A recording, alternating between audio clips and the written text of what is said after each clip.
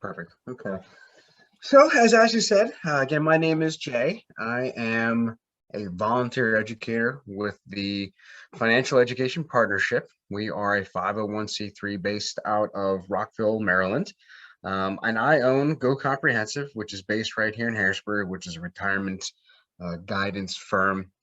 And basically, how I got involved with the nonprofit was it was started by a gentleman by the name of Jonathan Lee. He was a pretty prolific financial advisor back in the early 2000s. He was number one for MetLife when they were at their absolute pinnacle. He was he was number one for Athene, number one for Nexus, all within like a 10-year span. And he worked with a lot of high net worth clients, but realized that there's a large demographic of people in this country that can't afford his services. And he does see the need that we should spread the information out to everybody. So he stepped back, started a nonprofit, and started reaching out to people like me, business owners, to insurance agents, to lawyers, to real estate planners, to CPAs, and said, look, let's pool all of our information. Let's start creating some programs. And you take this information, you go out to your neighborhood and give this information out, no strings attached. So that's how I got involved. And I'll tell you, from my point of view, it's helped me out dramatically. I feel like I have a lot more financial freedom, as it were. It's helped out my parents. It's helped out a tremendous amount of my clients. And ironically enough, my son turned 12 today, and college planning is definitely in the back of my mind. So this has been a real good timing for me, and it's been a very interesting experience going through this with the nonprofit. It's a lot different than I thought it was going to be, so I'm excited to share this information with you. So let's get into it. Um, so most of you realize that the cost of education is rising. I think we're all very aware of that. I think the big concern, though, for a lot of people is the fact that college is becoming to a point, or being perceived to a point, of being unaffordable. We don't want our kids, for a graduate degree or an undergraduate degree, graduating with several hundreds of thousands of dollars worth of debt that they have to pay back over a 15-year period. So this information here, a couple things to keep in mind. First off, this tuition cost is just tuition cost. This is not room and board. This is not books. This is not technology fees, transportation, food, none of that. This is just pure tuition cost, which is, a big deal to kind of think about. And as you can tell, private school is, on the face of it, a lot more expensive than public school. But one thing that we really want to make sure you guys understand today is that private universities and colleges all have endowments, and they all have opportunities to help out students who want to go to their school. Public schools do not offer those endowments, and they do not offer merit-based scholarships. So it is important to realize that even though on this page it looks like private school might be unaffordable or unattainable, in all reality, they have a lot of programs in place to help your child go to a school and make it affordable. And I'll actually give you a little story here. So I have a friend of mine. She's a client, and she was working on her Medicare, and we were helping her out with that. And her son is very involved in her life, and her son's a professor at a university in another state. And she talks about her grandkids all the time. One's in college, the other one is applying to be in college. So the son was there, and I said, I would assume that they're going to his university because they would get a massive discount. Ends up, the eldest son is in MIT, out of state, and the younger son is applying to UPenn. So we're talking north of $120,000 a year worth of tuition costs. And I said, how are you affording this? Because he was the breadwinner. His wife wasn't working. And he was, and he's a college professor, but they're not making, $500,000 a year. And he said, universities know that we're needy, and they're willing to help us out with our need. That's all he said. And it's one of those things that kind of stuck in my brain for the last couple of years. And after going through this process, I've realized a lot more that a lot of universities want your kids to come to their school, and that we do have a lot more control over the financial aid packages that are available to us. And we don't just have to take out massive loans to go to a better school. So it's been very interesting. And like I said, the most important part I want you guys to realize is that not just because a school might be expensive on paper doesn't actually mean it's going to cost you that much money. So keep that in mind. Give yourself some more opportunities. Um, what's also kind of surprising to me is, and I'm going to bring up this article so you guys can all take a look at it together. Um, so we, for the longest time, had thought that, you know, going to school was all based on grades, which getting into school is absolutely core that you have to have decent grades, decent SATs or ACTs, extracurriculars, those kind of things. But what we didn't realize is that to make it affordable for that parent to send that child to school, there is these enrollment firms and these enrollment firms that these colleges hire. And this is an example. And this is an article that I would urge everyone to look up, The Invisible Force Behind College Admissions. It's on Forbes. This is written back in 2014. And I did not want to do that. Sorry about that. And what this is 1,500 top admissions and financial aid officials from 635 different schools who have gathered to set policies that determine which kids get into which college and how much money they receive. That was a big surprise. The fact that they're saying which kids get to go to which college and how much money they receive. So when we're talking about merit-based scholarships, we're not talking about grades. We're talking specifically about getting parents to send their kids to their schools. And how do they do this? Through endowments. These alumni associations, these large schools all reach out to their groups of previous students and get them to donate and use that money to get more kids to come to their school. So the person that's running this entire conference, his name is Galen Graber. Okay, he actually asked the question right from the get-go. And the first thing he asked, taking a poll, how many of you would say that the primary motivation for offering students merit scholarship is to reward academic achievement? Okay, now again, we've been taught for years and years and years that everything's based on grades, and not one single person raised their hand. Not one single advisor from a school raised his or her hand stating that yes, education should be based on grades. Really surprising. And after going through this process, I'm not surprised anymore, but it's a lot different than what we all think it is. Okay, so again, you should definitely look up this article, read it up. It's very surprising. So again, the whole point of all this is to help you understand that these schools want you to come to their school. They are going to offer you these programs to help entice your child to come to their university. You look at a university today, if you've had a child that's gone and visited a university recently, they are expanding at a breakneck pace. They are adding dorms. And when I went to school, dorms were, 3 stories high. There's 50 guys to a floor and 4 bathroom stalls. Now we got schools with their own bathrooms, with their own kitchens, gourmet mess halls. There's one college that added a water park. I'm not kidding, an actual water park to their university, indoor Olympic-sized pools, you name it. And they're doing all of this to entice your child to come to the university. So you are definitely in the driver's seat. It's not so much the university has all the control. You do have a lot of say in all of this. So again, look up that article. It's a wonderful article to take a look at. So moving on, let's talk about.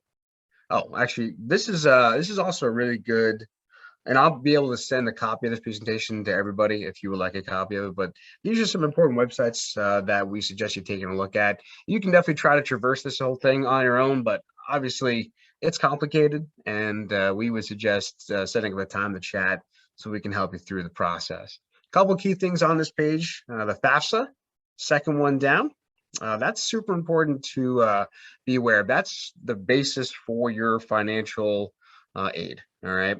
Now, if you have not filled out your FAFSA, I would tell you to wait, because if you filled the FAFSA wrong without some kind of assistance in applying for it, you could set yourself up to end up owing more for college. So don't just jump the gun. If you've already filled it out, no big deal. We'll be happy to help you out. But the FAFSA is the first step. That's the first application, and we'll go over more details about that in a little bit here. Second thing to be aware of is the College Board. The College Board has their own form. The College Board is the same people that provide the SAT. And they have their own profile called the CSS profile, or the College Scholarship Service profile.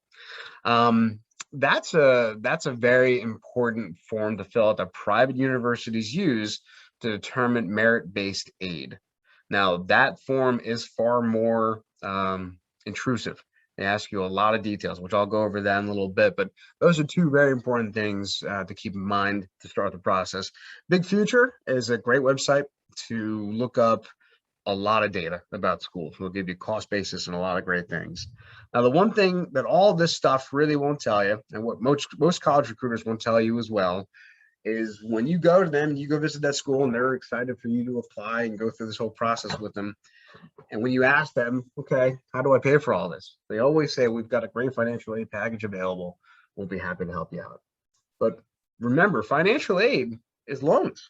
For a lot of people, it's going to be student loans. And, that's what our concern is. We don't want our children taking out $100,000+ worth of student loan debt and having to pay $1,000 a month for 15 years, owing $180,000 of interest to that university. You're going to have some student loans. We can't get around that. But if we can find other ways to supplement that burden, that's what we want to help you out with. And that's a really important part of this equation. So moving on here. So let's talk about the application process. The application process from our point of view as a student is we apply to one or two or maybe three schools. And I will tell you why I need to apply for more later on. We apply, hopefully we get admitted to two of them, and we decide to attend a specific university. Now, to get into a school, grades are absolutely important. Grades are not the only determining factor to get you in. Some schools will take a risk on a child that may not have had the best grades in high school. And I'll go over that in more detail in a little bit here, but there are options. It's not like it's dire. You'll never have an opportunity. There are many schools out there that would love to have a student join because, again, they're trying to think about growing that university, and they can't do that without students. So that's how we think of it. But as colleges think of it, they do it backwards. Colleges think about from the get-go, the dean goes right to the director of admissions and says, look, I need 956 students for the 2022 year. Okay. And the director of admissions can't show up with 950, can't show up with 960, can't show up with 900 or 1,000, has to show up with 956. And if you don't match that number, the college doesn't hit their yield. And this is something that I would tell everyone to take a look into. Okay. And there is, if you just look on Google and you type in college yield, you will learn a tremendous amount about what colleges are looking at for their yield numbers. And what a yield really relates to is for every kid that gets admitted to the university, how many of them attend. Now, the reason that they have to hit that 956 is if they have too many kids, they're not going to have enough room, not going to have enough class space, not going to have enough books, whatever it may be. If they don't have enough, then they've got a disparity of operating expenses, right? They have to pay the professors, they have to operate the university. If they don't hit their numbers on either end, it causes troubles for them. Okay. And we've had directors of admissions get fired. We've heard of that plenty of times. So it's a very tough job and they have to hit that number. So college yield is one of those first things that you do want to look up so that you understand what a college is looking at. And like universities like Yale or Harvard have very low yields. So for every 3 kids that get admitted, 1 of them attend. Whereas other universities might be 20 to 1, 30 to 1, 10 to 1, whatever it may be. The better the yield, the better their margins are hit. Okay, so again, we're talking about yield and margins. And the last part that universities are thinking about is selectivity. So how many people actually apply versus how many people get admitted. So that's why when your child turns 15 or 16, they start getting just smatterings and calls and letters from universities saying, we want you to apply, we want you to apply. Even though they have no intention of having you become a student with them, they want you to apply. And the reason they want you to apply is the higher the number of kids that apply versus the number of kids they actually admit, the bigger the disparity between the two, the higher the selectivity. Again, we're going to go to that one back over here. I'm going to try to minimize this real quick. So college selectivity, a lot of great information about this. Selectivity, okay, there's a lot of great information about what they're looking at from a margin perspective. So we're talking about margin, yield, selectivity. A lot of the same concepts within any business. Now, college is a nonprofit, but they are very geared towards growing their universities, keeping their reputation, keeping their scores high, having a good return on investment. And so is the alumni associations. So that's why you have to kind of change your idea of how applying to college really works. It is really geared towards getting your kid to come to that school, and applying to more than just a couple schools gives you a lot more opportunity. So again, very different than what I thought it was going to be. And it's good to have this kind of perspective so that I know when I'm thinking about colleges for my kid that he has more opportunities than I initially thought. All right, so 4 things that you need to know. First off, uh, you need to know your cost of attendance. Your cost of attendance is your full cost of college. So that is your tuition, that is your room and board, that is your food, that is everything in between, okay? Now, every school does not give you the full cost of attendance. They'll give you a page that give you a breakdown of all the costs, but they never add it up for you just because they don't want to scare you. Because if you see university is $25,000 a year in tuition, but after you're all in, it's $40,000, that'll scare people off. Okay, so bring a calculator, look up the cost of attendance for your schools. Big Future, that website I showed you before, is very good for that. But it is very important to understand the full cost of attendance. That's your first step. Second step is your expected family contribution. So we talked about the FAFSA before, so that financial aid application. Within the FAFSA is where you determine your expected family contribution. All right. So they ask you a bunch of questions, and we'll go over more details about what they ask. And then they determine how much you're expected as a family to pay towards college. Now, again, there are calculators outside of FAFSA that you can use to determine your expected family contribution. And we would urge you to do that before going and filling out the application. And I'll go over more detail about that in a little bit here. But again, if you haven't done it yet, that's a good thing. If you have, that's okay too. We can still help you through the process, but we would urge you to wait to fill out that form until you have all your ducks in a row. So from there, then you go into need. All right, so need is simply the cost of attendance minus your expected family contribution. So if the cost of attendance is $40,000 and the expected family contribution is $20,000, your need, what you need in aid or gift aid or whatever it may be, is $20,000. So before, when I talked about that professor with his 2 sons, he said, we are a needy family and the university is willing to help us out with our need. That was what I was surprised by. And that was a very interesting thing for him to say to me, kind of hinting at the idea that we should be looking into how to do this. And then one last thing that's very important. So when they're doing the application process and they're determining how much your expected family contribution is going to be, they are basing it off of 2 years of income, or the 2 years worth of income, income from 2 years prior to your student's freshman year. Okay. That's kind of important. And I think we all know why. COVID kind of changed things for a lot of people over this last year. So if your student's going to be a freshman in 2023, they're going to be looking back at 2021 or 2020, and that could be a very different year. So, some people lost their jobs. Some people got a new position. Some people got assistance. Some people did not. There's stimulus package. All these things come into play. So it's not something that we like, but it is a fact of the matter that you need to be aware of, that they are looking back at the tax year 2 years prior to your student's freshman year of college. All right. So moving on here. So 3 questions that you need answered. First off, percentage of need met. So we talked about need, the cost of attendance minus your expected family contribution. Not every university has to meet 100% of your need. They can meet 27%, they can meet 50%, they can meet 75%. It's up to the university. And that's one thing that you really want to know. And Big Future, like I said before, will give you a lot of that information about what their percentage of need that they're willing to meet. Okay. Now, what's really more important, though, is what percentage of that need is gift aid versus loans. If they're going to say it's 100% loans for one school, but another school might say we're going to do it all in gift aid, that's a very big difference for how much you're going to be spending out of pocket for college. So again, very important to understand the percentage of need that they're willing to meet and the percentage of gift aid that they're willing to give versus loans. Okay. And the last thing that you really need to look up is average time to graduate. There is a number of articles out there, but I just typed this in on Google just to show you what it looks like. So if you type in average time to graduate for Penn State after 6 years, the graduation rate was 68.2. The average graduation rate for a public school, a public university, is 5.7 years. Okay. Average time to graduate Harvard in 2019, 84% of students graduated from Harvard University completed their program within 100% normal time, 4 years. Okay. There's plenty of articles out there that say the average time to graduate for a public school versus a private is 5.7 versus 4.1. That's a big difference.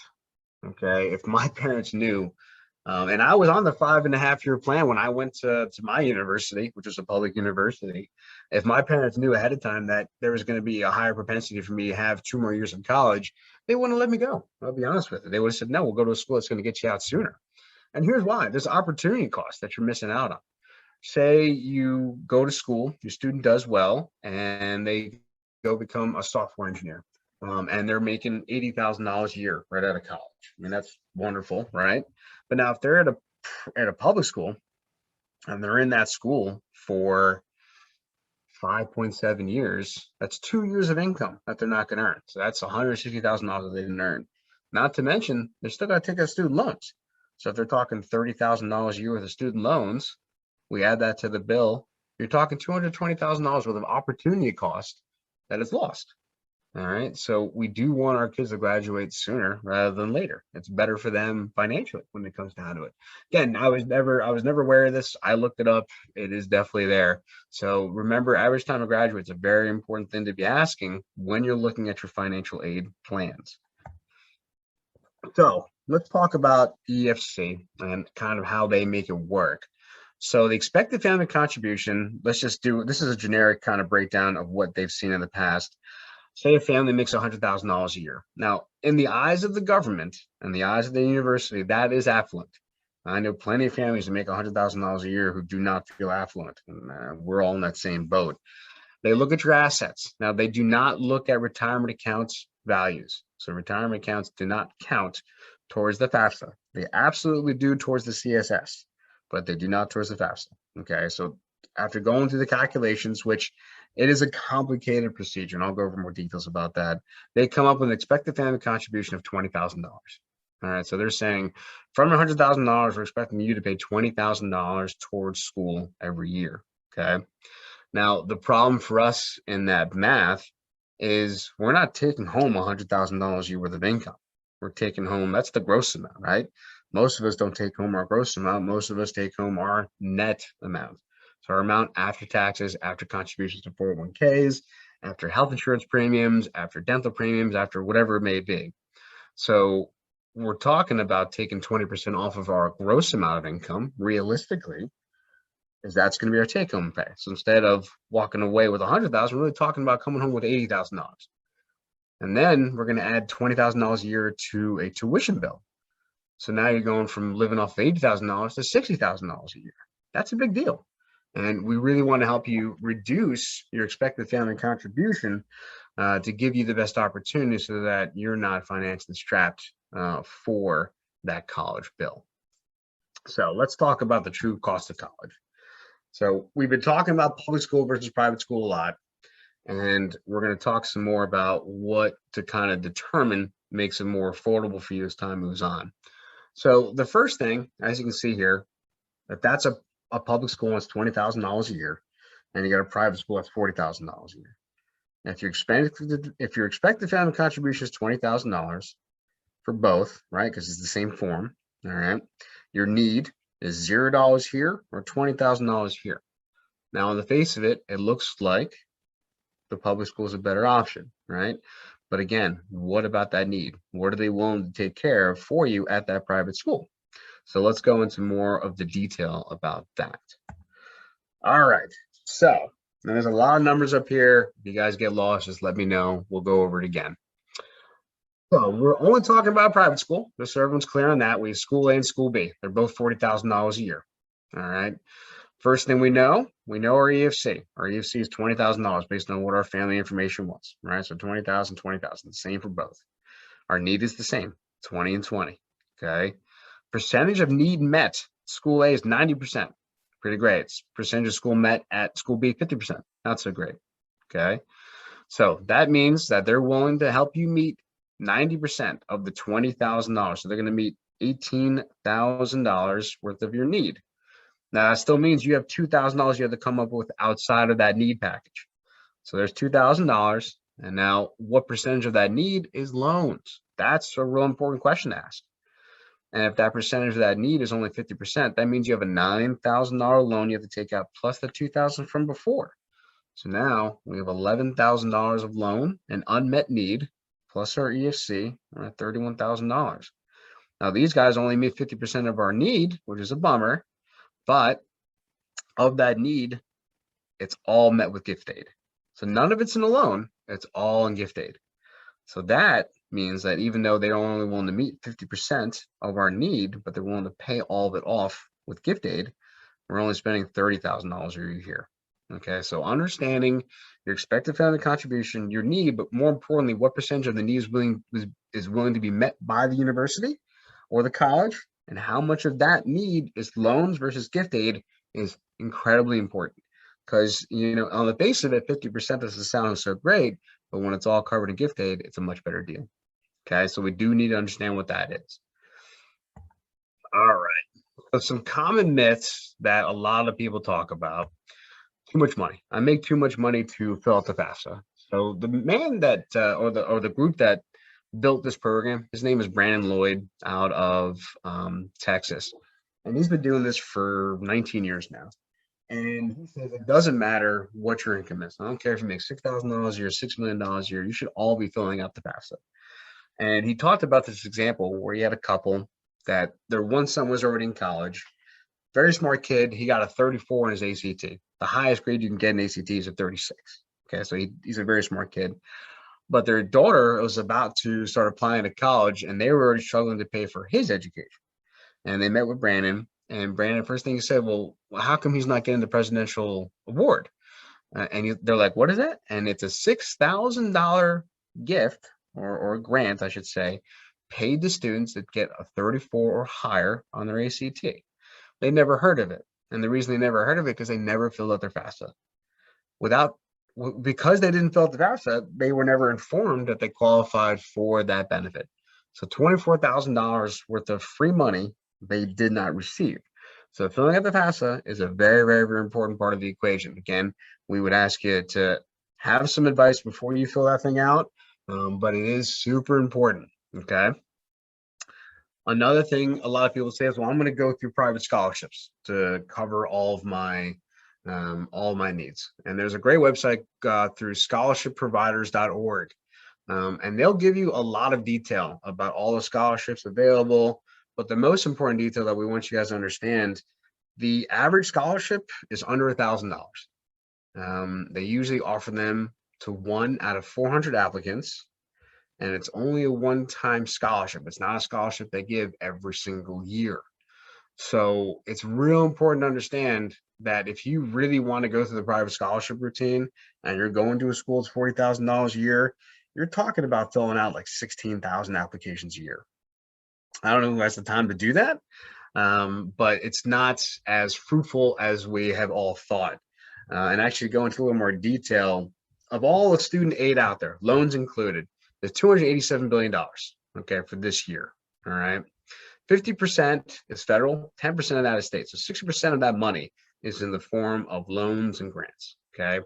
35% of that aid is from the colleges through the private loans or their own gift aid programs, and only 5% of all the financial aid needed is within private scholarships. So saying that you're going to apply for just pure scholarships is going to be a tough road. Okay, it is doable, but we have not had many students that were successful in that road because it's a lot of work and you have to keep on doing it every single year. It's not like you get it forever.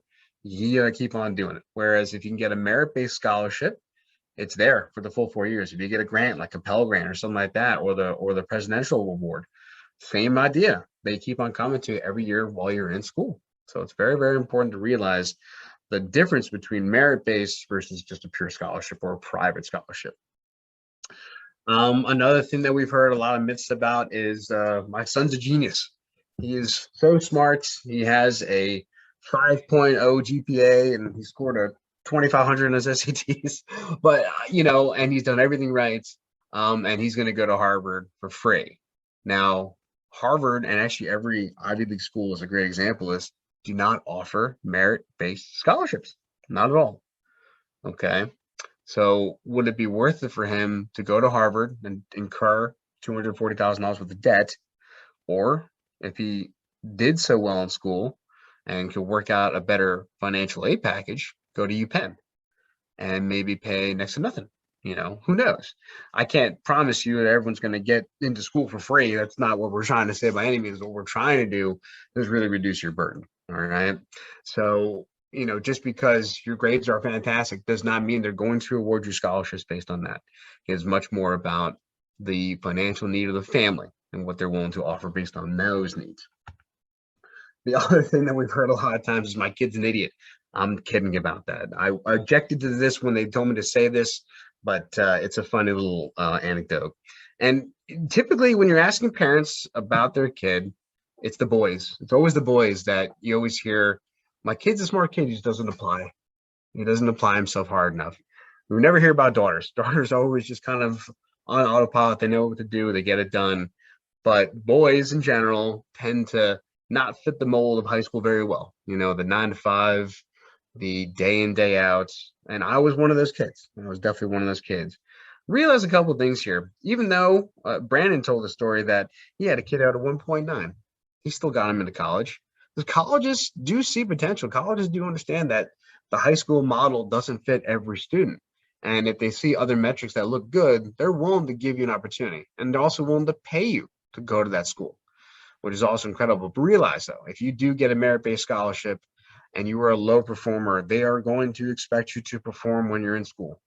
You cannot go there and just have a free ride. They want you to work, but they are willing to make that choice. And like I said, we've helped out people before with not great GPAs, get into good schools and get free money on top of all of that. Okay. 529s. So we've all heard about 529s. I hope if not, I'll go over them real quick. So 529 is an account you can set up for your child. You can put money into it. And what you get in return is you get an account that grows tax-free that you can use for college expenses. You can also use it for private school when they're under 18 years old. Now, for us, there are a couple problems with the 529. This is the same problems we have with a 401k or an IRA. That money is not yours. When you set that money in that 529, whatever college you decide to go to, it's their money. Okay. If your child decides to not go to college, goes to a vo-tech instead, decides to become a plumber, because if you guys don't know, plumbers and electricians make a ton of money, but decides to do that instead. Says, I don't want to do this. I want to go out and work on my own. And you put all this money in 529. When you take that money out, you pay a 10% penalty, and then you get taxed as ordinary income on distributions, not long-term capital gains, ordinary income. So that's a big tax burden that you have to deal with. So, and then also on top of all that, if you've invested in the 529, you have a market component. So if the market tanks before your kid goes to school, you might lose 40% of the value, which is obviously not ideal. Instead of having 4 years of college paid, you might only have 2 years worth of college paid. I mean, you look at last year, look at how bad the market dropped in that 3-month span. Thankfully, we resurged as a country. We got vaccinations. We were able to come back from it. But if we didn't have the vaccinations and we weren't looking as good as we were, I don't think we would be in the same position that we were at today. So that's a very concerning part for us about 529s. That money is theirs. The money is at risk. And if you don't need it for education, it's a bit of a mess. So if you have a 529, it's not the end of the world. We do tell you that you might want to restructure where you're putting that money, because a Roth IRA can do the same thing. You can have a Roth IRA in your name, and you can use money out of that Roth IRA before you're 59 and a half and not pay a penalty to pay for your child's education. That's a wonderful, wonderful way to pay for college in our book. Okay. But again, if you have a 529, we can help you figure out what to do with it to make it the most beneficial to you as time moves on. All right. So let's talk about the application and the aid forms. So the FAFSA, again, it's a 5-page form, 5 pages for everyone, whether you make $1 million a year or $6,000 a year. That's the same form. It's much like filing taxes. So the way we want to talk to you about it when you're thinking about filling out the FAFSA, when you file your taxes, it's always good to know what deductions you have available to you, right? What you can do to reduce your taxable burden. It's the same idea with financial aid. We want to fill out that form as effectively as possible so that you can be as efficient as possible to get the best amount of aid that doesn't burden your child for an extended period of time. Now, the CSS, now, again, like we said before, the FAFSA does not ask about retirement accounts, doesn't ask about really any other real data other than income and family assets outside of retirement accounts and those kind of things. Now, the CSS, the College Scholarship Service Profile that is used by many universities across this country, is a lot more intrusive. It's 18 pages minimum. We've seen them be as high as 36. It's an interactive form. So as you fill out questions and you answer certain questions, more questions arise or less questions arise. Colleges can ask you questions within that form. Now, that form will ask you a lot of detail. They'll ask you about your retirement accounts. They'll ask you about your home equity. They'll ask you about your property insurance. They'll notice disparities. Like if you have a home that's worth $250,000, but you have insured for $750,000, they're going to ask you why. Do you have a bunch of property that you're not telling us about? They're going to ask about what do your grandparents have saved towards their education. They ask a lot of questions. Okay, so it's very important to fill that one out specifically very well, so that again you can get the best type of gift aid available to you, so that your child has the opportunity to go to the school that is best fit for their needs. Okay, and as I said before, from our point of view, we do think it's much more beneficial to apply to 8 schools. We found 8 schools to be the sweet spot, because when you apply to 8 schools, you're going to give yourself more opportunities to get the better aid package, because those schools will know that you've applied to this school, that school, that school, that school. Okay, and how they know is through the CSS. The CSS sells that information to all universities so that they know exactly who's applying where. So the more schools you apply to, the more desirable you look. The more desirable look, the better they want to offer you. Okay, again, you guys are in the driver's seat. You're not at the beck and call of that university. You have a lot more control over this than you realize. But again, you want to have that control through these forms. You want to fill them out effectively so that you can get the best day possible. Okay, how are we doing on time here? 6:43. All right, we're moving along pretty good. So we're just about done, and then we'll have a Q&A after that. So as we said before, these are complicated forms. I mean, the FAFSA itself, you can look it up. Look at FAFSA formula 2021, and you will get a form that's 29 pages long. A third of that is just the formula to calculate your expected family contribution. It's exhausting. Okay, it's a very complicated deal. So again, we're here to help. The CSS profile, same deal. We are a nonprofit. We are here to help you get through the process so that you can get the best award possible. And really how you report and set up your assets can significantly cost your child money. So when we're talking about 529s, or we're talking about home equities and all these kinds of things, we don't want to create liabilities for our child to pay more for school. We want to reduce those liabilities so that they have the opportunity to get the best day possible. All right. And shield your hard-earned money from hard-earned income and assets from the federal aid. Okay, that's a really kind of a big deal. We don't want to work really hard, save really hard, and then have to give up a lot of that money just to pay our way through college. There is $1.4 trillion of student loan debt right now. Federal government in 2019 made $51 billion with a B in interest alone.